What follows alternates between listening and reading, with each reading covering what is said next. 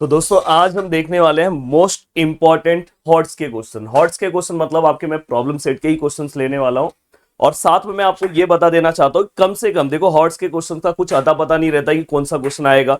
अगर आपने देखा होगा अलजेब्रा में जो मैंने कराया था वो सेम टू सेम क्वेश्चन आ गया था, बट ये नहीं बोल सकते कि ज्योमेट्री में सेम टू सेम आएगा।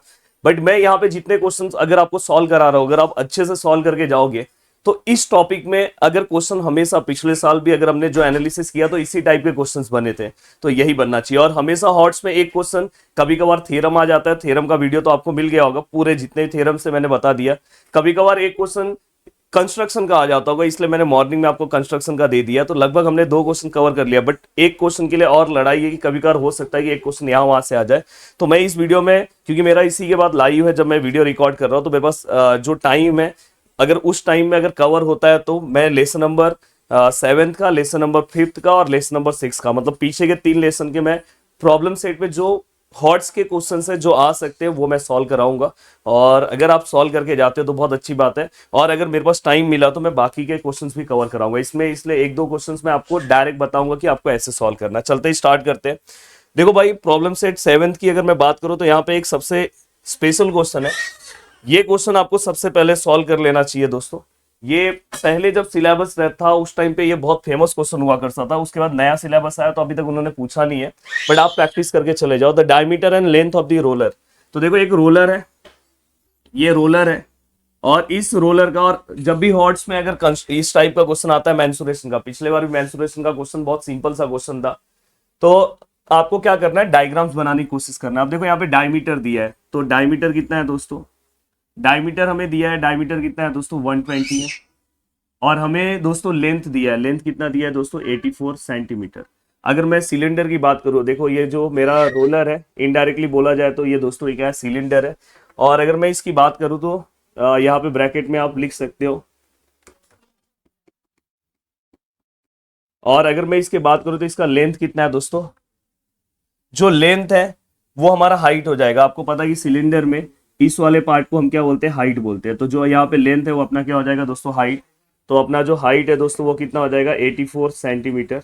यहाँ पे दोस्तों हमारा जो डायमीटर दिया है उन्होंने कितना दिया है 120 सेंटीमीटर। और अगर मैं इसको रेडियस फॉर्म में कन्वर्ट करूँ तो 120 divide by 2 which is equal to 60 centimetre.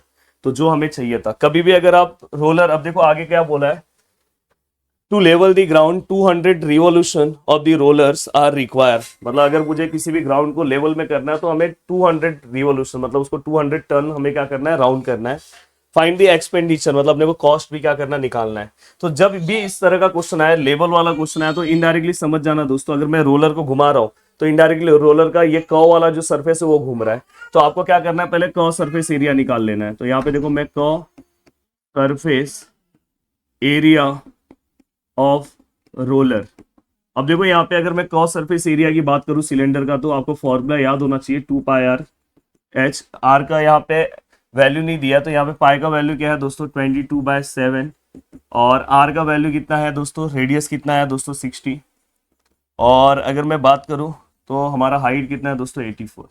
अब देखो ये 7 से अगर इसको आप डिवाइड करते हो तो 12 आएगा, और बाकी के सभी नंबर्स को आप फास्ट मल्टीप्लाई करो। अब देखो आपका टाइम, मैं अगर मल्टीप्लाई करने जाऊंगा तो बिना मतलब का वीडियो ज्यादा लेंथी हो जाएगा, और लास्ट टाइम में वीडियो बना रहा हूँ तो फटाफट होना चाहिए, इसलिए मैंने साइड में यहीं से मैं मल्टीप्लाई कर दे रहा हूँ।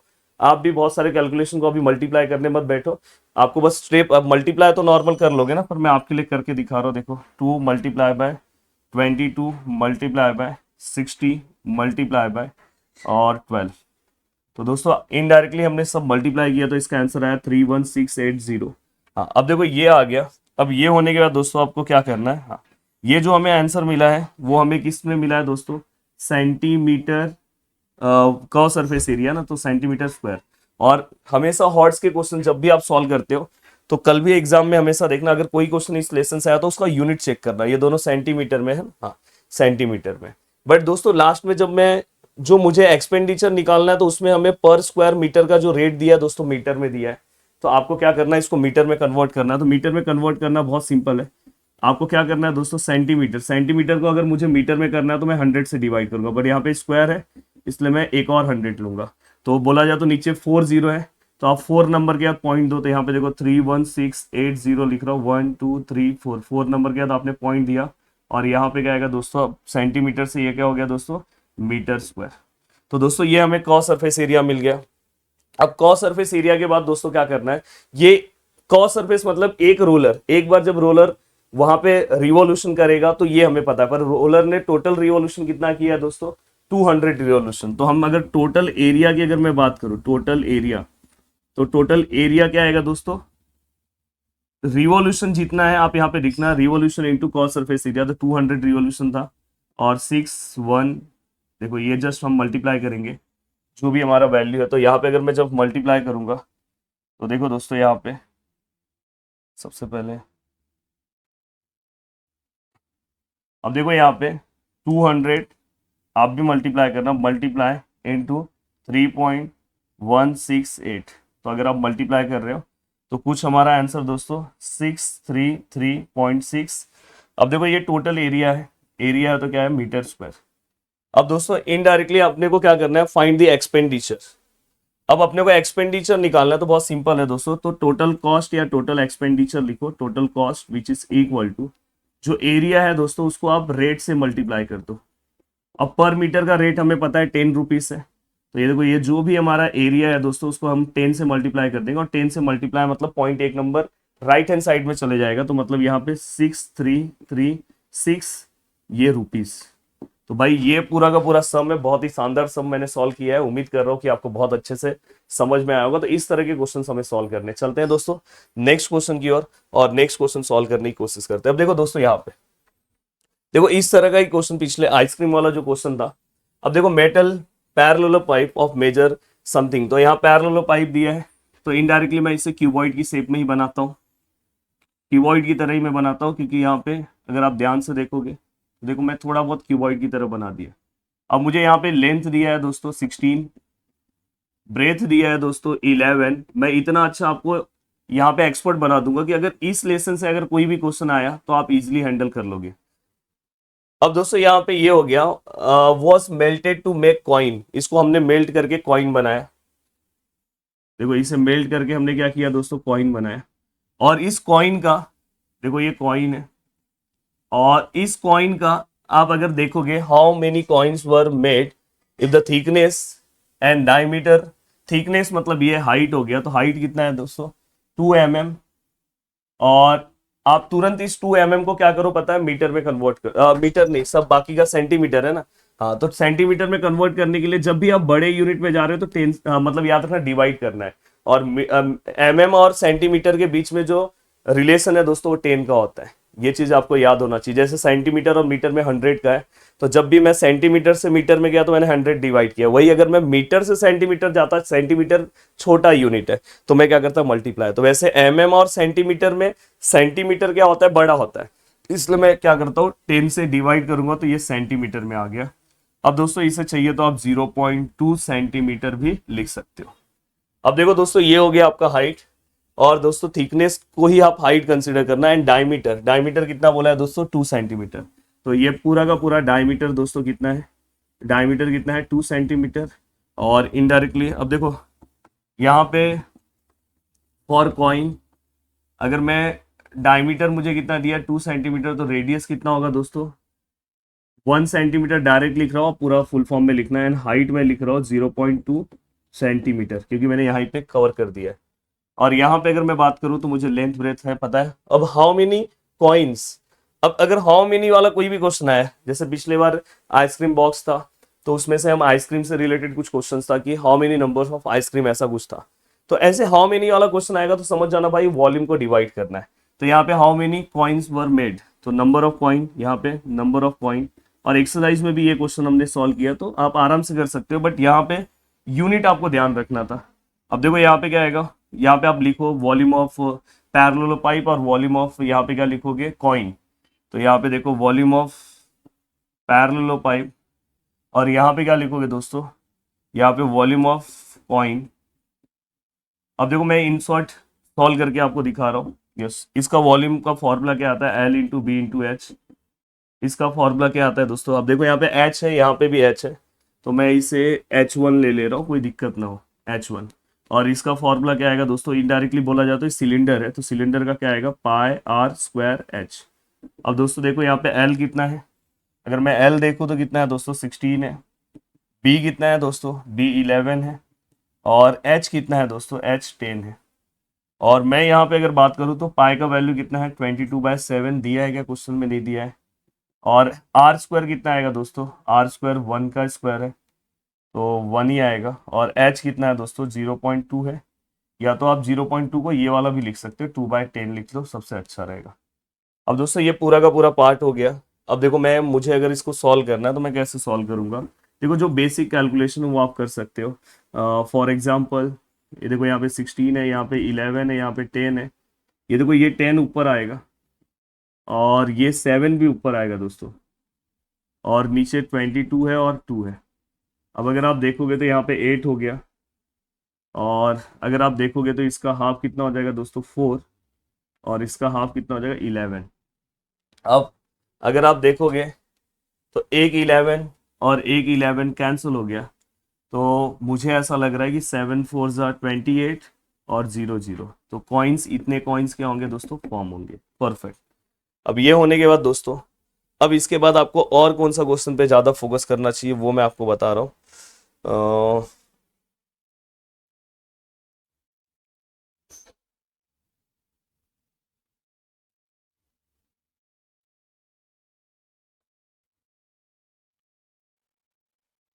अब देखो ये वाला क्वेश्चन, ये देखो ये सिंपल सा क्वेश्चन है। एक्चुअली ये हॉट के क्वेश्चंस में इसको हम कंसिडर भी नहीं कर सकते। यहाँ पे अगर आप इस क्वेश्चन को ध्यान से देखोगे, the radius of metallic sphere is 9 centimetre, मतलब अपने को एक स्पीयर का रेडियस पता है 9 है, और it was melted to make a wire of diameter, diameter दिया है वायर का, वायर का डायमीटर दिया, और वायर को आप सिलेंडर कंसिडर कर सकते हो। तो वायर का अगर डायमीटर दिया है तो आप उसका रेडियस निकालो, और एमएम में है तो दोस्तों आप देखो, अगर ये सेंटीमीटर है तो इसको 10 से डिवाइड कर दो। इसलिए मैं आपको ये सिखा रहा हूँ कि अगर कल ऐसा कोई कैलकुलेशन आया तो गड़बड़ाना मत। और find length of the wire, तो भाई आप आराम से निकाल सकते हो लेंथ ऑफ दी वायर, मतलब आप इनडायरेक्टली हाइट निकाल दो। तो दोनों के वॉल्यूम को इक्वल करो और वहां से आप हाइट निकाल लो, तो आप सॉल्व कर सकते हो। ऐसा सेम क्वेश्चन एक्सरसाइज में है, तो इसका सॉल्यूशन आप देख लोगे फिर भी काम हो जाएगा। अब चलता हूं दोस्तों, एक स्पेशल क्वेश्चन सॉल्व कराता हूं, वो देखना है, वो देखता हूं कि आप सॉल्व कर पा रहे हो कि नहीं। देखो अभी ये क्वेश्चन है, ये क्वेश्चन थोड़ा सा, जो लोग अगर बस एक्सरसाइज प्रैक्टिस करके जाएंगे तो उनके लिए बहुत टेंशन हो जाएगा। तो ये प्रॉब्लम सेट में एक क्वेश्चन है जो आपको एटलीस्ट थोड़ा सा देख के जाना चाहिए इसका कॉन्सेप्ट, बाकी आप सॉल्व कर लोगे। अब देखो क्या बोला है दोस्तों, the diameter and thickness of hollow metal. Hollow metal मतलब बीच में कुछ ना कुछ गैप है। स्पीयर, होलो मेटल स्पीयर, तो हमने स्पीयर बनाया और हॉलो बना दिया। देखो अंदर एक और स्पीयर हमने बनाया, आर 12 सेंटीमीटर, मतलब यहाँ पे बोला है कि डायमीटर इसका कितना है दोस्तों 12 है, तो मैंने देखो इसको R1 ले लिया है।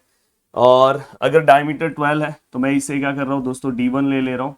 D1 अगर हमें 12 सेंटीमीटर है तो R1 कितना आएगा दोस्तों, D1 डिवाइड बाई 2, तो कितना हो जाएगा 12 डिवाइड बाई 2, 6 सेंटीमीटर। अब दोस्तों एंड 0.01 सेंटीमीटर थिकनेस यहाँ पे। अब देखो स्पीयर में, मैंने बोला सिलेंडर में जो थिकनेस है उसको हाइट कंसीडर करना, पर स्पीयर में जो थिकनेस है उसको हाइट हम नहीं कंसीडर कर सकते, तो इसे मैं डी कंसीडर कर रहा हूँ, या तो मैं इसको टी ही कंसीडर करता हूँ। थिकनेस टी कितना दिया है दोस्तों, 0.01 मीटर। याद रखना सभी यूनिट यहाँ पे सेंटीमीटर में, तो ये मीटर में नहीं चल पाएगा। तो आपको क्या करना है, आपको पता है 0.01। अब देखो आपको एक रिलेशन पता है, ये रिलेशन अभी से ही याद कर लो कि मीटर और सेंटीमीटर के बीच में रिलेशन 100 का है, और एमएम और सेंटीमीटर के बीच में रिलेशन 10 का है। जब हम छोटे से बड़े यूनिट की ओर जाते हैं तो डिवाइड करते हैं, ये चीज ध्यान रखना कि बड़े यूनिट की ओर जाएंगे तो डिवाइड करना है। यहाँ पे मीटर है, मीटर और सेंटीमीटर में मीटर बड़ा होता है, हम जा रहे हैं सेंटीमीटर की ओर, तो सेंटीमीटर की ओर जा रहे हैं, तो हम जब हम छोटे यूनिट की ओर जा रहे हैं तो हम क्या करेंगे, डिवाइड नहीं करेंगे, मल्टीप्लाई करेंगे। तो यहाँ पे क्या होगा, मल्टीप्लाई। तो ये बहुत अच्छा फंडा है, और जरूर इसके लिए आप कमेंट करोगे सर मजा आ रहा है। अब देखो यहाँ पे अगर आप देखोगे तो ये चीज भी समझ आना कि पॉइंट के बाद यहाँ पे 100 है, तो ये पॉइंट 2 नंबर आगे जाएगा, तो इनडायरेक्टली ये 0.1 मतलब 1 हो जाएगा। तो ये किस में आ जाएगा दोस्तों, सेंटीमीटर में। अब ये थिकनेस है, बोला जाए तो अभी अपने को अंदर का भी रेडियस चाहिए। ऐसे केस में स्पीयर का ऐसा कोई क्वेश्चन आता तो अंदर का रेडियस निकालना, तो अंदर का रेडियस अगर मैं R2 कंसिडर कर रहा हूँ, R2 अगर मैं निकालता हूँ तो जो मेरा आउटर रेडियस है उसमें से मैं थिकनेस को माइनस करूंगा, तो फाइनली मुझे अंदर का भी रेडियस मिल गया। अब दोस्तों ऐसे केस में हमें क्या बोला है, find the outer surface area. तो आउटर सरफेस एरिया तो आप आराम से निकाल सकते हो। तो यहाँ पे देखो आउटर सरफेस एरिया, तो इनडायरेक्टली आप क्या करोगे, 4 पाई r² अप्लाई करोगे और ये बाहर वाला 4 पाई r² जो सरफेस एरिया का फॉर्मूला है वो आप अप्लाई करो, इसका आंसर आ जाएगा। तो ये मैं सॉल्व नहीं कर रहा हूँ। देखो जो चीज आपको मैंने सिखा दिया वो मैं सॉल्व नहीं कर रहा हूँ बिना मतलब का टाइम पास होगा। मेरे पास भी कम टाइम है, आपके पास भी कम टाइम है, इतने तो उतने देर में मैं और सम आपको अच्छे से एक्सप्लेन कर सकता हूँ। अब यहाँ पे दूसरा क्वेश्चन इन्होंने क्या पूछा है, मास ऑफ द स्फीयर। तो ऐसा कोई भी सम एक्सरसाइज में नहीं है, तो आपको मेरी एक तारीफ करनी चाहिए। देखो मैं बोल रहा हूँ कि आपको मैं इतना अच्छा तैयार करके भेज रहा हूँ कि अगर कोई भी क्वेश्चन कितने भी हाई लेवल का आएगा तो आप सॉल्व करके आओगे। अब यहाँ पे अगर आपको पता होगा तो डेंसिटी का फॉर्मूला है दोस्तों मास अपॉन वॉल्यूम। तो अगर मैं ये वॉल्यूम यहाँ पे ले लूँ तो ये मास हो जाएगा। तो देखो अगर मुझे कभी भी मास लाना है तो मैं क्या करूंगा, डेंसिटी को वॉल्यूम से मल्टीप्लाई कर दूंगा। डेंसिटी है अपने पास कितना है दोस्तों, 8.88 इंटू वॉल्यूम अपने को निकालना पड़ेगा दोस्तों। वॉल्यूम ऑफ स्पीयर अपने को क्या करना होगा दोस्तों, फाइंड आउट करना होगा। और वॉल्यूम ऑफ स्पीयर जब भी याद रखना, हॉलो स्पीयर है तो वॉल्यूम निकालने का थोड़ा सा तरीका अलग है, इस तरह के सम एक्सरसाइज में नहीं है इसलिए बता रहा हूँ। देखो यहाँ पे जब वॉल्यूम निकालोगे तो 4/3 पाई r³ ये फॉर्मूला है। तो एक बार फॉर्मूला दोस्तों ये आउटर के लिए आएगा और फिर उसमें से हम क्या करेंगे 4/3 पाई r³ लेंगे इनर के लिए। तो याद रखना इसमें से इसको माइनस करेंगे और इसको आप ऐसे भी कर सकते हो, 4/3 पाई बाहर लोगे r1³ माइनस r2³। तो भाई इसको आराम से सॉल्व कर सकते हो। पाई का यहाँ पे वैल्यू रख दो, इन्होंने बोला नहीं है तो 22/7। r1 का वैल्यू रख दो, r1 का वैल्यू पता है आपको 6, r2 का वैल्यू रख दो 5 और फाइनली इसको सॉल्व करो। जो भी आपका वॉल्यूम यहाँ पे आता है, जो भी आपका वॉल्यूम आता है यहाँ पे वो जस्ट आप यहाँ पे पुट करो, ये दोनों को मल्टीप्लाई करो और दोस्तों मल्टीप्लाई करने के बाद आप वहाँ पे फाइनली आप क्या कर सकते हो दोस्तों, ये देखो यहाँ पे ग्राम है तो आपको ग्राम में ही वहाँ पे वैल्यू रखना है। तो ये आपको फाइनल आंसर निकालना। उम्मीद कर रहा हूँ कि ये सम आपको समझ में आ गया। अब दोस्तों एक दो छोटे मोटे सम है, जैसे ये है सिलेंड्रिकल बकेट ऑफ डायमीटर 28। एक सिलेंड्रिकल बकेट है, सिलेंडर है तो हमको पता है भाई इस शेप में रहेगा। इसका डायमीटर कितना बोला है 28, तो रेडियस में डायरेक्ट लिख दे रहा हूँ 14 है। हाइट कितना बोला है 20 है। अब दोस्तों यहाँ पे दोनों यूनिट सेंटीमीटर में, यूनिट बहुत इंपॉर्टेंट है। अब दोस्तों when the sand in the bucket was pour into the ground the sand got converted into the shape of cone. Finally इसे हमने कोन के शेप में कन्वर्ट किया। अब कोन के शेप में कन्वर्ट करने के बाद कोन का जो हाइट है दोस्तों वो कितना है 14 सेंटीमीटर, ये हाइट हो गया। और हमें बेस एरिया निकालना है, तो मतलब बेस एरिया मतलब अगर हमने रेडियस निकाल दिया तो अपना काम हो जाएगा। और बेस एरिया क्या है, सर्कल है। तो बेस का एरिया निकालना तो सर्कल है, तो हम क्या करेंगे बाद में एरिया ऑफ सर्कल के फॉर्मूले से πr² निकाल सकते हैं, या तो आप वहां से भी πr² निकाल सकते हो। दोस्तों देखो दोनों के वॉल्यूम को आप कंपेयर करो, वॉल्यूम ऑफ सिलेंडर है और वॉल्यूम ऑफ कोन है। वॉल्यूम ऑफ सिलेंडर का फॉर्मूला क्या होगा दोस्तों, πr²h 1/3 πr³, सॉरी πr²h ये फॉर्मूला है। अब अगर आप ध्यान से देखोगे पाई पाई मत कैंसिल करो, इनडायरेक्टली हमें क्या चाहिए दोस्तों, हमें ये बेस चाहिए और ये बेस सर्कल होता है, तो ये ऐसे भी डायरेक्ट आप ले सकते हो। तो आप बाकी के सभी वैल्यूज को, अब देखो मैं इसके हाइट को मैं h1 ले रहा हूँ, इसके रेडियस को मैं r1 ले रहा हूँ। हाँ तो देखो यहाँ पे मैं क्या कर रहा हूँ, ये देखो ये पाई है, ये r² है, ये h है, यहाँ से ये 3 है, इसको भी यहाँ पे भेज दे रहा हूँ और यहाँ से ये h1 है यहाँ पे नीचे आ जाएगा, तो ये क्या आ जाएगा πr1²। तो r1 इसको मैं ले रहा हूँ और इसको मैं h1 ले रहा हूँ, तो मुझे डायरेक्ट यहाँ पे जो आंसर मिलेगा वही मेरा क्या रहेगा दोस्तों, एरिया ऑफ बेस रहेगा। अब देखो यहाँ पे आंसर आपको क्या मिलने वाला है, देखो यहाँ पे πr1² which is equal to, yes π3 ऐसे ही रहेगा। यहाँ पे r का वैल्यू क्या है दोस्तों, r देखो पाई का मैं 22/7 ले रहा हूँ। r कितना है दोस्तों, इसका r कितना है 14 है, तो 14 इंटू 14 क्योंकि स्क्वायर है। और h का वैल्यू कितना है दोस्तों 20 है। और h1 कितना है दोस्तों, h1 मतलब इसका h, तो ये कितना है दोस्तों 14 है। तो देखो एक 14 कैंसिल, 7 1 जा 7 2 जा, यहाँ पे क्या आएगा πr1² which is equal to, यहाँ पे क्या लिखोगे 3 × 22 × 2 × 20। जस्ट अगर आप ये सभी को मल्टीप्लाई करते हो तो आपका आंसर देखो कितना आएगा, जस्ट देखो 3 × 22 × 2 × 20। तो फाइनली दोस्तों यहाँ पे हमारा πr1² जो है 2640 सेंटीमीटर स्क्वायर आ गया। चलते हैं दोस्तों नेक्स्ट क्वेश्चन की ओर। ये क्वेश्चन भी आपको एटलीस्ट इसका एक बार सॉल्यूशन देखना चाहिए। अब मैंने बोला कि हर सम सॉल्व करने की जरूरत नहीं है। देखो क्या लिखा है दोस्तों, some plastic ball of radius 1 centimetre melted and cast into the tube, the thickness and length and outer radius of, देखो आउटर रेडियस आया तो समझ जाओ, outer radius of the tube, अब ट्यूब है तो मतलब वो सिलेंड्रिकल शेप में 2 सेंटीमीटर, 90 सेंटीमीटर एंड 30 है। तो देखो यहाँ पे अगर आप ध्यान से देखोगे तो दोस्तों देखो ये ट्यूब है, इसका रेडियस कितना बोला है दोस्तों, लास्ट में 30 है। मतलब अगर हम ध्यान से देखें तो ये रेडियस कितना है दोस्तों, 30 है। और 90 सेंटीमीटर क्या है दोस्तों, अगर आप ध्यान से, लेंथ हमें दिया है तो लेंथ को हम क्या कंसिडर कर सकते हैं, हाइट क्या दिया है दोस्तों 90 सेंटीमीटर। और हमें थिकनेस बोला है, तो थिकनेस मतलब यहाँ पे ये अंदर वाला पार्ट है, तो यहाँ पे गैप कितने का आएगा दोस्तों, थिकनेस कितने बोला है दोस्तों, थिकनेस 2 सेंटीमीटर, 2 सेंटीमीटर। तो अगर आप यहाँ पे दो रेडियस है दोस्तों, तो देखो यहाँ पे गड़बड़ नहीं होना चाहिए। तो R1 का वैल्यू कितना आएगा दोस्तों 30 सेंटीमीटर, R2 का वैल्यू कैसे आएगा दोस्तों, आप क्या करोगे 30 में से 2 माइनस करोगे 28 सेंटीमीटर। अब दोस्तों आपको ये पता है, अब हमें क्या करना है, how many balls were melted to make the tube. अब देखो अगर आप यहाँ पे क्या करोगे पता है, जस्ट वॉल्यूम निकालोगे, वॉल्यूम इसका निकालोगे, तो इसका वॉल्यूम निकालना बहुत सिंपल है, पाई 4 अपॉन, हाँ ये सिलेंडर है ना, तो क्या आएगा पाई आर स्क्वायर एच। तो देखो यहाँ पे क्या आएगा पाई, यहाँ पे, हाँ अब देखो यहाँ पे ये अगर आप ध्यान से देखोगे तो यहाँ पे दो सरफेस है, तो आप यहाँ पे आर ये नहीं चल पाएगा, तो यहाँ पे आप जब लिखोगे तो यहाँ पे पाई आर स्क्वायर एच लिखोगे, और ये क्या आएगा आपका R1, ये क्या आएगा R2। तो यहाँ पे आप पाई एच बाहर ले लोगे, R1 square minus R2 square. ये चीज ध्यान रखना, जब भी हॉलो वाला टाइप है, इनडायरेक्टली ये हॉलो है, तो यहाँ पे रेडियस का क्या आएगा स्क्वायर का माइनस। अब देखो ये जस्ट आप वैल्यू पुट कर दोगे, आपको यहाँ पे वॉल्यूम आ जाएगा दोस्तों। अब यहाँ पे आपको वॉल्यूम मिल गया, some plastic ball of radius 1 centimetre. अब दोस्तों हमें प्लास्टिक बॉल दिया तो स्पीयर है, तो देखो अब अगर प्लास्टिक बॉल का अगर आप वॉल्यूम निकालते हो तो देखो यहाँ पे वॉल्यूम ऑफ प्लास्टिक बॉल मैं यहाँ पे लिख दे रहा हूँ, तो यहाँ पे आप रखना इसका क्या आएगा 4/3 पाई आर क्यूब, और आपको पता है उसका रेडियस कितना है, तो 4/3 22/7, और आर क्यूब मतलब कितना है 1 है, तो ये 4/3 22/7। तो यहीं तक मैं लिख रहा हूँ सेंटीमीटर क्यूब।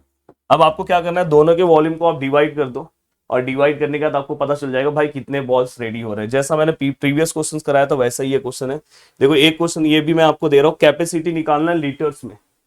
लीटर्स में बोला है कि what is the capacity of the tube. तो ये हमेशा याद रखना कि जब भी सेंटीमीटर क्यूब में जो वॉल्यूम आएगा उसको आप किस में कन्वर्ट कर दो, लीटर में। और लीटर में मैंने एमसीक्यू में क्वेश्चन कराया, उसको किससे डिवाइड करते हैं, यस 1000 से डिवाइड करते हो, तो ये आपको आना चाहिए। अब ये होने के बाद दोस्तों, हाँ ये वाला भी मैंने आपको बता दिया। हाँ देखो ये कुछ छोटे मोटे क्वेश्चन है जो आपको पता होना चाहिए। अब देखो यहाँ पे, देखो ये सम भी मैं आपको एक्सप्लेन करके दे देना चाहता हूँ। देखो ये जो सम है, हमें क्या बोला है दोस्तों, A B is the chord, A B chord है, सही बात है। पी ए जो है दोस्तों 8 है, 4 है, and distance of the chord centre, find the area of shaded portion, shaded portion का एरिया निकालना है।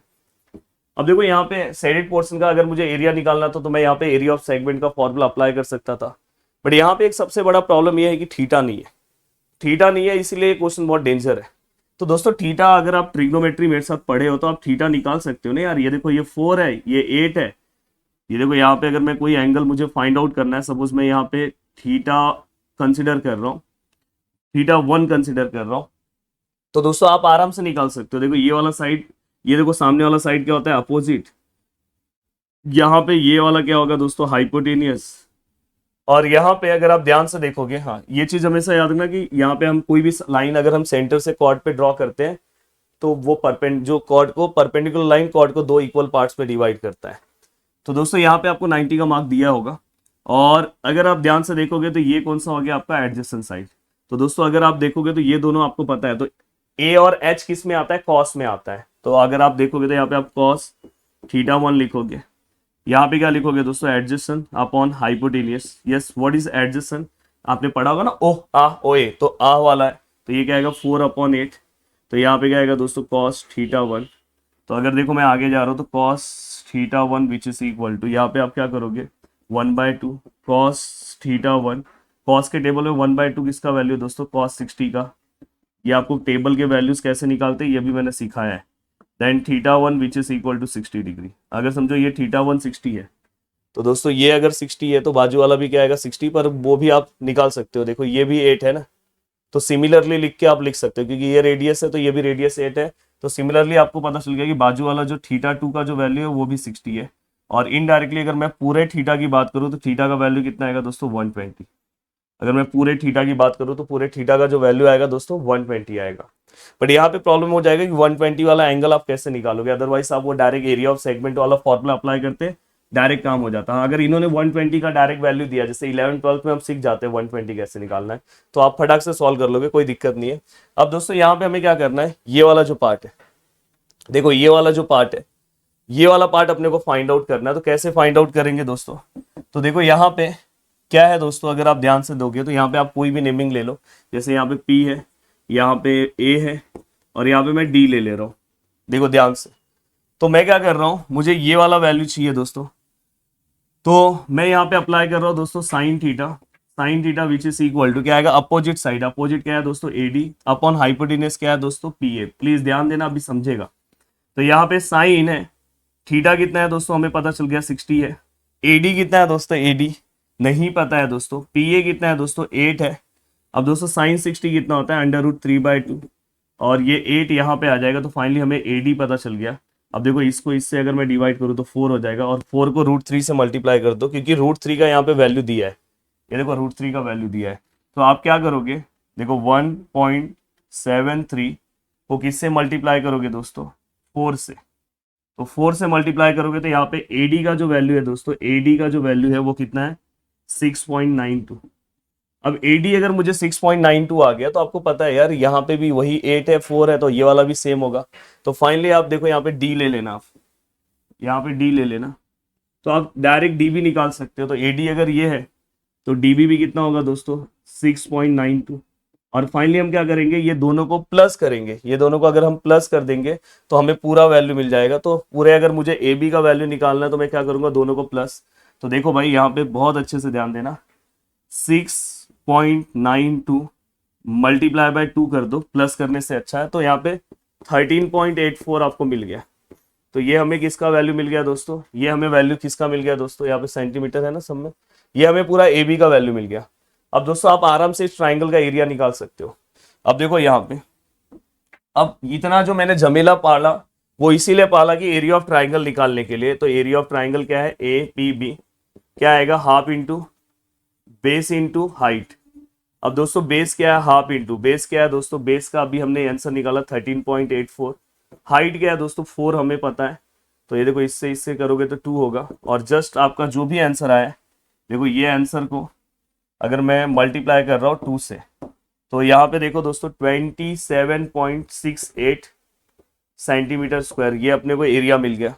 अब आपको क्या करना है, ये एरिया आपको ये वाला पार्ट मिला है, अब आप ये बाकी का पूरा कैसे निकालोगे। तो दोस्तों देखो, आप चाहिए तो आप इसका स्क्रीनशॉट ले लो, मैं थोड़ा साइड हट जाता हूँ। ले लिया सबने स्क्रीनशॉट, यस परफेक्ट। अब मैं इसको थोड़ा सा रफ कर दे रहा हूँ कि मुझे आगे थोड़ा सा लिखना है।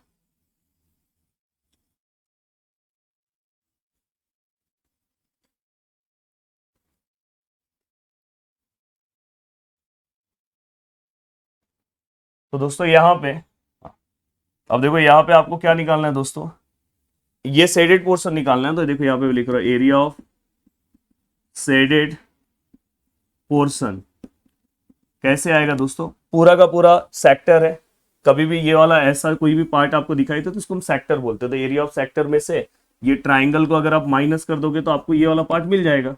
तो यहाँ पे मैं क्या कर रहा हूँ, एरिया ऑफ सेक्टर, तो यहाँ पे मैं लिख रहा हूँ area of sector minus area of triangle, triangle का नाम क्या है APB। अब अगर मैं ध्यान दूं तो यहाँ पे एरिया ऑफ सेक्टर का फॉर्मूला क्या होता है, θ/360 इंटू πr²। और ये अगर मैं ध्यान से देखूं तो ये कितना होगा दोस्तों, ये पूरा का पूरा पार्ट कितना होगा मेरा, हमने निकाला है 27.68। अब यहाँ पे क्या हुआ लाइन है, अब देखो थीटा का वैल्यू इसलिए इंपॉर्टेंट था कि जो आपने निकाला 60 और 60 120 और ये 360। पाई का वैल्यू इन्होंने बोला है 3.14 लेना। आर का वैल्यू कितना है दोस्तों, देखो ये रेडियस है, तो आर कितना है 8 इंटू 8 और -27/68। अब भाई इसका फाइनल कैलकुलेशन करके आपको इसका आंसर निकालना। देखो ये तो बहुत बड़ा कैलकुलेशन है, 0 0 ये 3 सा हो जाएगा। तो अगर आप ये पूरे को मल्टीप्लाई करते हो तो आपको आराम से आंसर मिल जाता है। देखो ये देखो 8 8 जा 64, देखो यहाँ पे 64 मल्टीप्लाई बाय 3.14, तो दोस्तों यहाँ पे कुछ 200.96 आ रहा है। उसको 3 से डिवाइड करेंगे। अब देखो इसको 3 से डिवाइड करो, जो भी हमें वैल्यू आया उसको अगर मैं 3 से डिवाइड करता हूँ तो कुछ मेरा 66.98 आ रहा है और 27.68।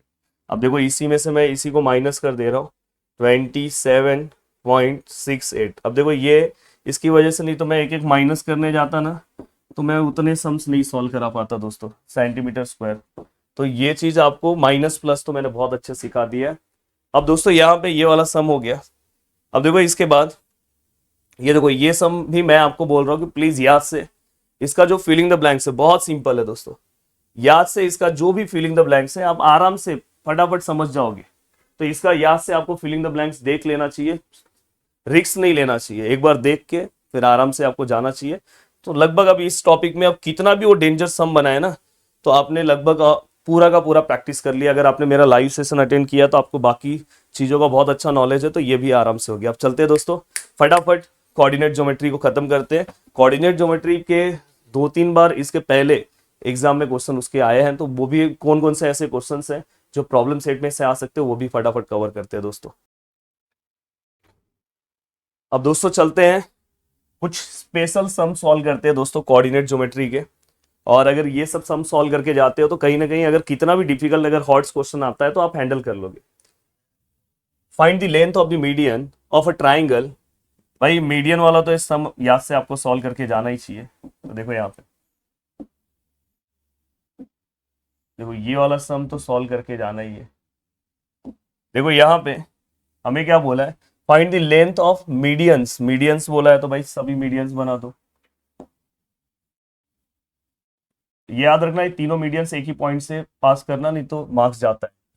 ए का वैल्यू क्या दिया है दोस्तों, the value of A -1, the value of B 5, -3, the value of C 3, 5। देखो a -1, b 5, -3, 3, c 3, 5। अब यहाँ पे हमें क्या करना है दोस्तों, find the length of median. सभी के लेंथ फाइंड आउट करना है। तो मैं सबसे पहले बोल रहा हूँ कि आप सभी के p q r सभी के मिड पॉइंट फाइंड आउट करो। लेंथ फाइंड आउट करना बहुत सिंपल सा है। तो देखो दोस्तों यहाँ पे मैं क्या कर रहा हूँ, सबसे पहले यहाँ पे देखो मैं कर रहा हूँ point p q and r are the midpoint of triangle ABC। तो हमने ये स्टार्टिंग में कंसिडर कर दिया, let points P Q R are the mid point of the triangle ABC। ये इसके मिड पॉइंट्स है। अगर अब देखो मैं क्या करूंगा, मिड पॉइंट फॉर्मूला पहले लिख देता हूं। मिड पॉइंट फॉर्मूला क्या होता है भाई, मिड पॉइंट फॉर्मूला सभी को पता है। मिड पॉइंट फॉर्मूला क्या होता है, x which is equal to x1 plus x2 upon 2, y which is equal to y1 plus y2 upon 2। ये तो सभी को पता है। कोई भी फॉर्मूला अप्लाई करने के पहले अगर आपको वो 3 या 4 मार्क्स का सम आए, 1 मार्क्स का सम आए, फॉर्मूला लिखना कंपलसरी है। अब देखो मैं एक एक अब फटाफट निकाल सकता हूँ। अगर मुझे p निकालना है तो मैं तुरंत निकाल सकता हूँ क्योंकि मैंने फॉर्मूला ऊपर लिख दिया है। अब देखो मैं q निकाल रहा हूँ, q भी मैं तुरंत निकाल दे रहा हूँ। और q के बाद मैं तुरंत क्या करूंगा दोस्तों, थोड़ा सा मैं इसको ऊपर ले रहा हूँ। हाँ, पहले मैं चेक करूँ मैंने पॉइंट सब परफेक्ट लिखे हैं ना। अब देखो मैं इसको ऊपर ले रहा हूँ। हाँ, और यहाँ ही मैं क्या कर रहा हूँ दोस्तों, r भी निकाल ले रहा हूँ। अब यहाँ पे मेरे r भी आ गए। और मैं आपको सजेशन ये दूंगा कि आप थोड़ा सा एक एक लाइन सब पे लिख देना। यहाँ पे आप लिख देना कि P is the mid point of BC, फिर आप निकालो, फिर लिखो Q is the mid point, ऐसे लिख के भी आप कर सकते हो। अब देखो दोस्तों यहाँ पे वैसे ही लिख के आप करना, बस यहाँ पे मेरे को कैसे कि आपको चीजें समझाना है इसलिए मैं फटाफट समझा रहा हूँ। यहाँ पे आपका देखो, अगर आप ध्यान से देखोगे तो यहाँ पे आपको क्या करना है, ये फर्स्ट वाले दोनों को प्लस करो, 5 और 3 को प्लस करोगे।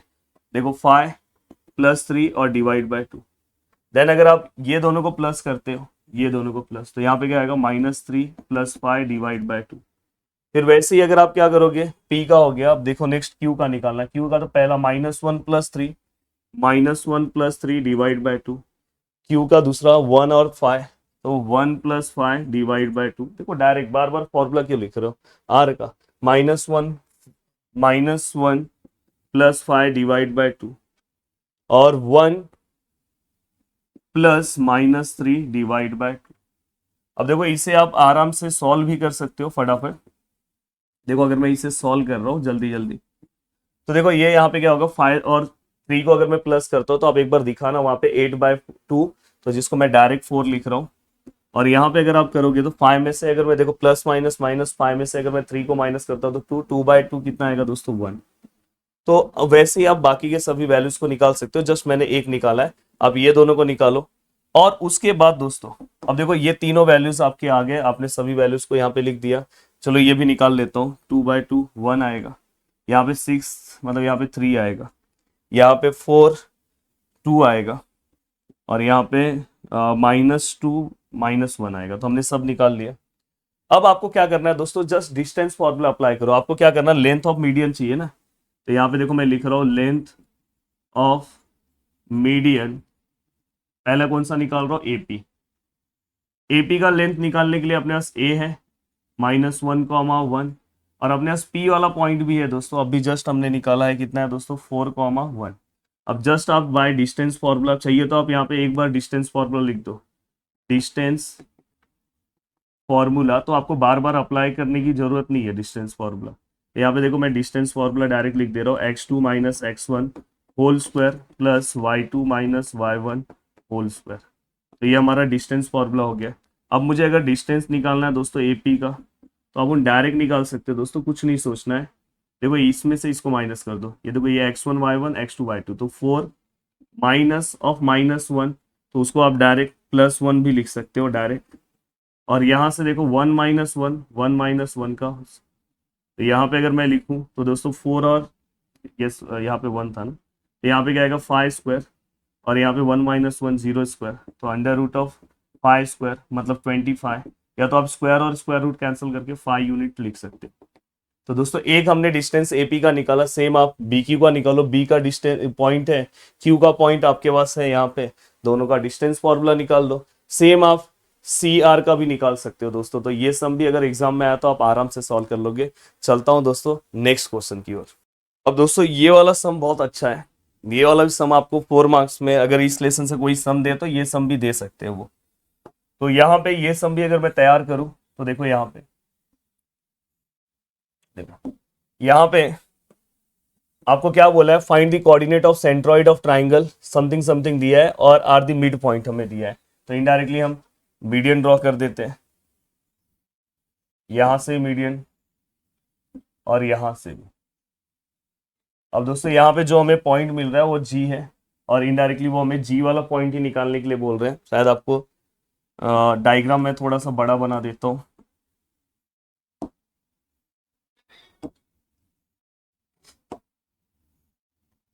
एक मीडियन, 2 3। अब देखो हमें इन्होंने ये जी वाला पॉइंट फाइंड आउट करने के लिए बोला है, अब जी दिख रहा है, और हमें उन्होंने देखो ट्राइंगल का नाम ए बी सी है, और उन्होंने हमें मिड पॉइंट्स दिया है।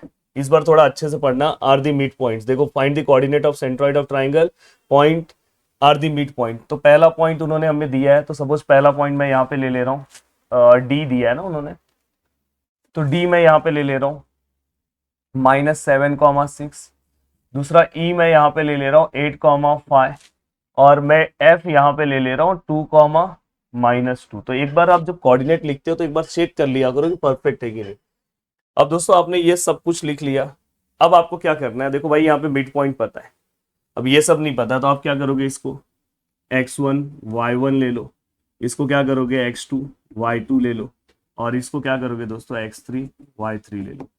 अब जस्ट आप क्या करोगे, मिड पॉइंट फॉर्मूला यहाँ पे पहले अप्लाई करोगे, तीनों पे मिड पॉइंट फॉर्मूला अप्लाई करो और इक्वेशन फ्रेम करो। तो देखो मैं स्टार्टिंग में वो आप लेट लिखना, ए बी सी जो आपने लिया है, मिड पॉइंट वो सब बताना, मैं डायरेक्ट लिख रहा हूँ। तो मैं यहाँ पे ले रहा हूँ सबसे पहले मिड पॉइंट फॉर्मूला। अब देखो मिड पॉइंट फॉर्मूला आपको पता है, x which is equal to x1 + x2/2, y which is equal to y1 + y2/2। अब अगर आप अच्छे से देखने की कोशिश करोगे तो यहाँ पे आपको दिखेगा, अब यहाँ पे देखो मैं एक एक का मिड पॉइंट ले रहा हूँ, point D is the mid point of, किसका डी मिड पॉइंट है दोस्तों, बीसी का। तो मैं उसके लिए अब चलो सॉल्व करता हूँ। अब यहाँ पे अगर मैं लूँ तो देखो यहाँ पे अगर मैं मिड पॉइंट अप्लाई करूँ तो यहाँ पे क्या आएगा दोस्तों, अब देखो मैं फॉर्मूला नहीं लिख रहा हूँ, यहाँ पे देखो ये वैल्यू है, एक्स का वैल्यू क्या है दोस्तों -7 इक्वल टू x1 क्या रहेगा दोस्तों, ये पहला वाला। तो मैं क्या करूँगा x2 और साथ में दोस्तों मैं क्या करूँगा, ये मेरा इसका पहला वाला वैल्यू है x3 डिवाइड बाई 2। तो फाइनली अगर मैं इसको यहाँ पे लेके जाऊंगा तो -14, तो x2 प्लस x3, तो ये हमें इक्वेशन मिला। सेम आपको यहाँ पे y का भी इक्वेशन मिलेगा, y का वैल्यू क्या है दोस्तों, यहाँ पे 6 है, ये देखो। तो अगर आप दूसरा वाला वैल्यू ले रहे हो तो इसका y का वैल्यू क्या है y2 और इसका y का वैल्यू क्या है दोस्तों y3 डिवाइड बाय 2, ये यहाँ पे आएगा तो 12, तो y2 प्लस y3, ये आपका काम हो गया। अब ये काम होने के बाद दोस्तों अब नेक्स्ट मैं क्या करूँगा, दूसरे के लिए जाऊँगा, ई के लिए जाता हूँ। तो यहाँ पे आप ई के लिए लिखोगे, पूरा का पूरा कारनामा आप करोगे। अब यहाँ पे मैं लिखूँ तो 8 विच इज इक्वल टू 8 लिख रहा हूँ, इसका पहला वैल्यू क्या है x1 और x3, तो x1 plus x3 divide by 2, तो यहाँ पे 16 हो जाएगा x1 प्लस x3। देखो बहुत सिंपल बता रहा हूँ, सिंपल सॉल्यूशन है। नीचे तो कमेंट चलना चाहिए, लाइक चलना चाहिए, सब्सक्राइब भी चलना चाहिए। दोस्तों देखो यहाँ पे फाइ, तो आप फाइ लिखोगे तो क्या आएगा दोस्तों, y1 plus y2 divide by 2, यहाँ पे क्या आएगा दोस्तों 10 y1 प्लस y2, ये पूरा का पूरा पार्ट हो गया।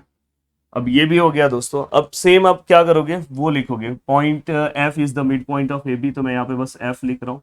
तो आप यहाँ पे क्या लिखोगे दोस्तों, 2 विच इज इक्वल टू, पहला वैल्यू क्या है दोस्तों x1 और इसका पहला वैल्यू क्या है x2 और डिवाइड बाय 2, तो यहाँ पे क्या होगा 4x1 प्लस x2। सेम यहाँ पे क्या करोगे दोस्तों, यहाँ पे दूसरा वैल्यू क्या है -2, y1 प्लस क्या आएगा दोस्तों y2 और डिवाइड बाय क्या है 2, तो यहाँ पे क्या -4 y1 प्लस y2। तो ये भी आपके पास एक पूरा का पूरा पार्ट आ गया। अब आपको क्या करना है दोस्तों, जो x वाले जो पार्ट है, जैसे मैं इसको इक्वेशन नंबर फर्स्ट, इसको equation number second, third, fourth, fifth और सिक्स देता हूँ। अब मैं क्या करूंगा पता है, जो x वाले पार्ट है, फर्स्ट है, थर्ड है और फिफ्थ है, उसको ऐड करूंगा। तो यहाँ पे मैं लिखूंगा ऐड फर्स्ट, थर्ड, फिफ्थ। तो आप देखो फर्स्ट, देखो इसके अगर मैं ऐड करूँ तो यहाँ पे -14 है, -14 ऐड होगा। यहाँ पे क्या है दोस्तों 16 है, 16 ऐड होगा। और ये वाले में क्या है दोस्तों 4 है, 4 ऐड होगा। यहाँ पे क्या है दोस्तों x2 प्लस x3 है। यहाँ पे क्या है दोस्तों x1 प्लस x3 है। यहाँ पे क्या है दोस्तों x1 प्लस x2 है। अब मैं अगर इसे आगे सॉल्व करने की कोशिश करूँ, थोड़ा सा मुझे चलना होगा।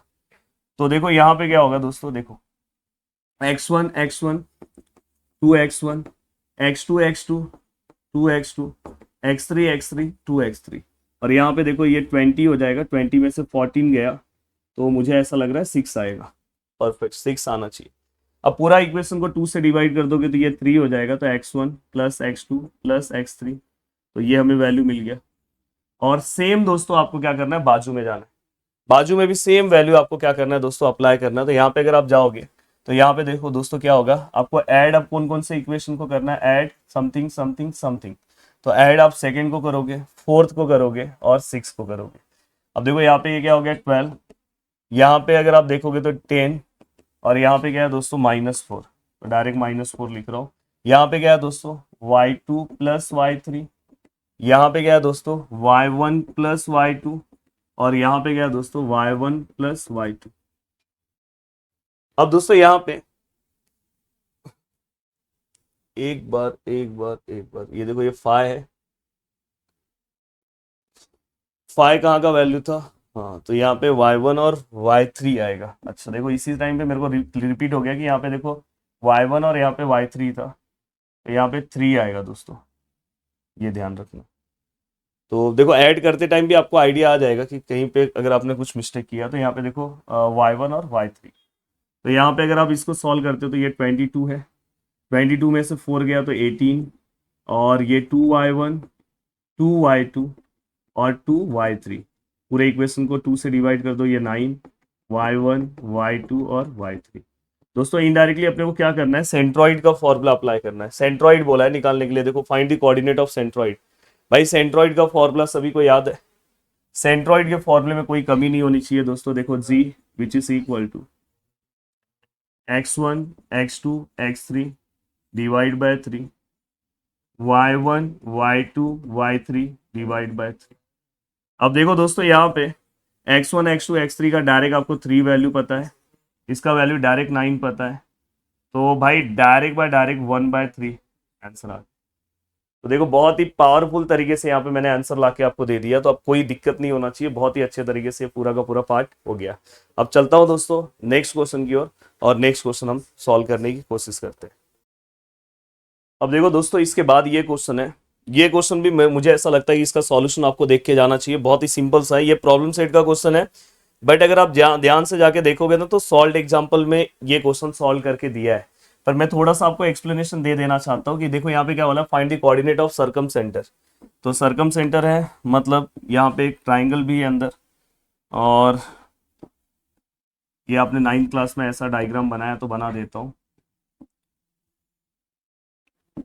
अब दोस्तों यहाँ पे अगर आप ध्यान से देखोगे तो यहाँ पे इसका सेंटर है, और आपको क्या करना है दोस्तों पता है, इस तरह का दो क्वेश्चन है, देखो ये पहला,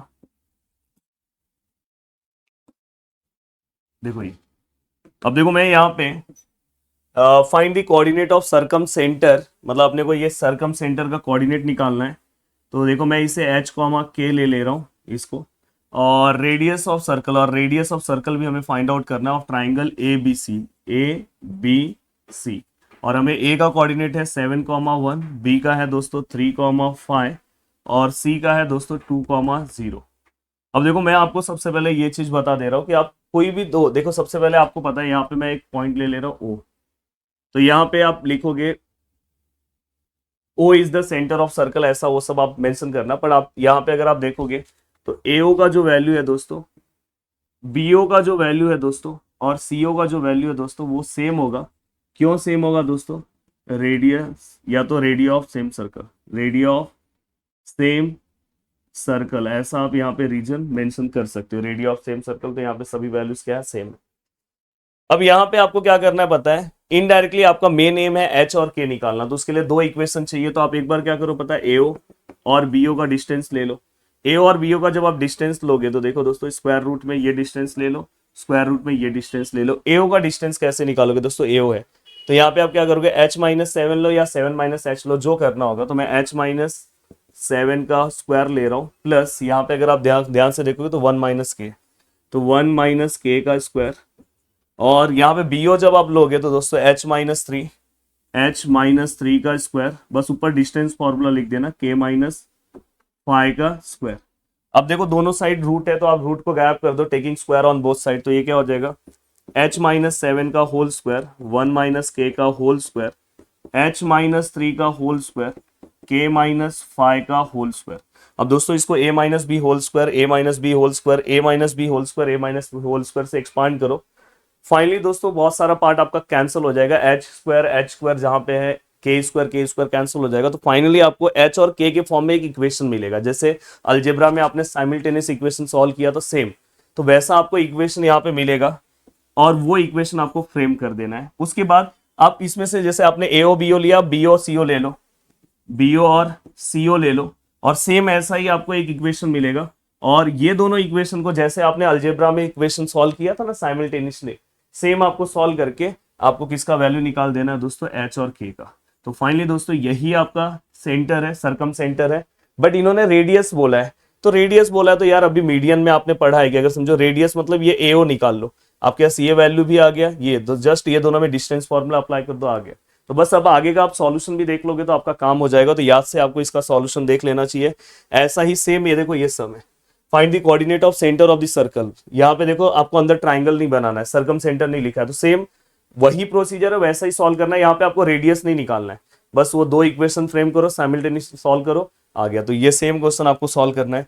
ये क्वेश्चन कोई मुझे बता सकता है क्या है भाई, ये क्वेश्चन एक्सरसाइज का क्वेश्चन है, जो मैंने कल भी लाइव सेक्शन जो मैंने लिया था उसके अंदर मैंने बताया था कि 5 इक्वल पार्ट्स में अगर लाइन डिवाइड हो रही है, 5 इक्वल पार्ट्स वाला है, तो भाई बहुत सिंपल है। देखो ये हमें बोला है, सेगमेंट का नाम क्या दिया है दोस्तों, ए बी, 5 इक्वल पार्ट्स में डिवाइड कर रहे हैं, मतलब उसको हमें 4 टाइम मर्डर्स करना होगा। तो देखो यहाँ पे 1 2 3 4। अब देखो 1 2 3 4 5, 5 इक्वल पार्ट्स में डिवाइड हो गया है। तो आराम से इसका भी आप सॉल्यूशन क्या कर सकते हो दोस्तों, आराम से आप फाइंड आउट कर सकते हो कोई प्रॉब्लम नहीं है, आराम से आप निकाल लोगे। बट याद से इसका आप सॉल्यूशन एक बार देख लो, एक बार आपको इसका मेरे हिसाब से सॉल्यूशन आपको देख लेना चाहिए। हाँ ये देखो, ये एक सम थोड़ा सा अलग है, तो ये मैं बताऊंगा। लास्ट क्वेश्चन आपको दिखाई दे रहा होगा, find the possible pair of coordinate of fourth vertex D. अब देखो यहाँ पे हमें क्या करना है, फोर्थ वर्टेक्स डी निकालना है। तो ये देखो फोर्थ वर्टेक्स मैंने डी लिया है। अब यहाँ पे अगर ये ट्राइंगल है तो पैरेललोग्राम एक ऐसा भी बन सकता है दोस्तों। अगर ये ट्राइंगल है तो पैरेललोग्राम दोस्तों ऐसा भी बन सकता है। ये ट्राइंगल है तो पैरेललोग्राम दोस्तों ऐसा भी बन सकता है। तो पॉसिबल वर्टेक्स जो डी है दोस्तों वो हमें निकालना है। तो इसलिए मैंने क्या किया पता है, ट्राइंगल लेके यहाँ पे मैंने डी लिया, फिर यहाँ पे देखो D2 लिया, यहाँ पे D1 लिया, तो अलग अलग। तो ये 3 पॉसिबल वर्टेक्स है जो हमें फाइंड आउट करना है। अब कैसे फाइंड आउट करेंगे दोस्तों, बहुत सिंपल सा फंडा है, स्टार्टिंग में वो सब आप डिफाइन कर देना। अब देखो यहाँ पे अगर समझो मुझे ये वाला निकालना है तो कैसे निकालूंगा पता है, बस ये वाला क्वाड्रिलेटरल कंसीडर करूंगा। तो देखो यहाँ पे मैं लिख रहा हूं इन क्वाड्रिलेटरल ADBC। अब यहाँ पे आपको पैरेललोग्राम का एक प्रॉपर्टी पता है कि diagonal of a parallelogram are bisect each other. तो इसके डायगोनल अगर बाइसेक्ट ईच अदर होंगे तो इससे ये पता चल रहा है कि दोस्तों ये वाला जो डिस्टेंस है इसको इक्वल होता है और ये वाला डिस्टेंस इसको इक्वल होता है। मतलब mid point of A B जो है दोस्तों, मिड पॉइंट ऑफ किसको इक्वल होगा, डीसी को। तो देखो यहाँ पे आप डायरेक्ट हमेशा याद रखना, जो आप क्वाड्रिलेटरल कंसीडर कर रहे हो उस इस वाले का मिड पॉइंट इस वाले मिड पॉइंट को इक्वल होगा। तो यही कंडीशन से इसमें पूरा आंसर निकालना है। तो देखो मैं यहाँ पे लिख रहा हूं मिड पॉइंट, यहाँ पे अगर मैं बात करूं तो मिड पॉइंट ऑफ, यहाँ पे क्या आएगा दोस्तों, मिड पॉइंट ऑफ, यहाँ पे मिड पॉइंट ऑफ मैं क्या लूंगा दोस्तों, ए बी इक्वल टू, यहाँ पे क्या लिखूंगा दोस्तों, मिड पॉइंट ऑफ डीसी। अब भाई मिड पॉइंट आपको आता है निकालने, देखो अब यहाँ पे डायरेक्ट मिड पॉइंट निकाल रहा हूं। देखो मिड पॉइंट में हम एक्स और वाई दोनों के लिए निकालते हैं, तो डायरेक्ट निकाल रहा हूं दोस्तों। देखो दोनों का मिड पॉइंट अगर मैं ध्यान से देखूं तो पहले ए बी का निकालूंगा, ए बी दिखाई दे रहा है। तो देखो मिड पॉइंट में हम क्या करेंगे, इसको प्लस करेंगे, तो यहाँ पे क्या आएगा दोस्तों 5 + 1 डिवाइड बाई 2। दूसरा वाला वैल्यू क्या है दोस्तों 6 है, प्लस -2, यहाँ पे -2 है डिवाइड बाई 2। सेम आपको ये दोनों लेना है, तो x1 + 3 divide by 2, y1 -2 divide by 2। अब इसको सॉल्व कर दो दोस्तों, ये कितना हो जाएगा, मुझे लग रहा है 3 हो जाएगा। ये देखो ये 6 - 2 कितना हो जाएगा, 4 डिवाइड बाई 2 2 हो जाएगा। और ये कितना हो जाएगा दोस्तों x1 + 3 डिवाइड बाई 2, और ये क्या हो जाएगा दोस्तों y1 -2 डिवाइड बाई 2। अब मुझे इक्वेट करना है, ये वाले को इसके साथ करूंगा। तो देखो यहाँ पे क्या आएगा, x1 + 3 divide by 2 which is equal to 3, और ये वाला part y1 -2 divide by 2 which is equal to 2। अगर मैं इसे सॉल्व करूँ तो ये क्या होगा, x1 + 3 which is equal to, ये 6 हो जाएगा, तो x1 which is equal to मुझे लगेगा, और यहाँ पे अगर मैं y1 -2 2 2 क्या हो जाएगा 4, तो y1 which is equal to 4 + 2 6 हो जाएगा। तो यहाँ पे हमें पहला जो हमारा वैल्यू मिला दोस्तों वो क्या मिला, x1 6। सेम दोस्तों आपको ये जो आपको पहला वैल्यू मिला, सेम अगर आप अब दूसरे टाइम पे ये वाला क्वाड्रिलेटरल ले लो, और सेम यही कॉन्सेप्ट, जैसे मिड पॉइंट ऑफ आपने ए बी लिया, अब मिड पॉइंट ऑफ ए सी और mid point of B D2 ले लो, आपको आएगा, तुरंत मिल जाएगा। अब आपको कॉन्सेप्ट मैंने समझा दिया। उसके बाद नेक्स्ट राउंड में ये वाला आप क्वाड्रिलेटरल ले लो, सेम वही मिड पॉइंट ऑफ ये, मिड पॉइंट ऑफ ये। अब मुझे लग रहा है कि आप ये वाला भी सम सॉल्व कर लोगे, तो मुझे ऐसा लग रहा है कि यहाँ तक की चीजें आपकी कवर हो जानी चाहिए। हाँ अभी देखो दोस्तों, अगर मेरे पास टाइम रहा, क्योंकि अभी मेरा लाइव सेशन का टाइम हो चुका है, मैं लाइव के पहले ये वीडियो रिकॉर्ड कर रहा हूँ, देखो यहाँ पे 3:30 हो रहा है, करेक्ट टाइम हो चुका है। पर अगर मेरे पास टाइम रहा तो मैं वीडियो आगे का भी दे दूंगा। ये सब सम आपको एक एक बार देख लेना चाहिए, सम दिखा दे रहा हूँ मैं, अगर टाइम रहा तो मैं बना दूंगा। तो लगभग हमने 2 लेसन के हॉट्स कवर कर दिए।